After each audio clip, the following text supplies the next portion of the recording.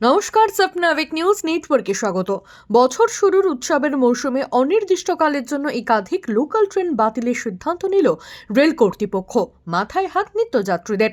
সূত্রের খবর, 2026 সালের 2রা জানুয়ারি থেকে অনির্দিষ্টকালের জন্য বাতিল থাকছে দক্ষিণ পূর্ব রেলওয়ে শাখায় Kharagpur Belda memo, Bishnupur Dhanbad memo, Dhanbad Bankura, Bankura Moynapur Bankura memo, Kharagpur Jhargram Kharagpur memo, Jhargram Purulia Jhargram, Chakradharpur Rourkela memo সহ একাধিক ট্রেন।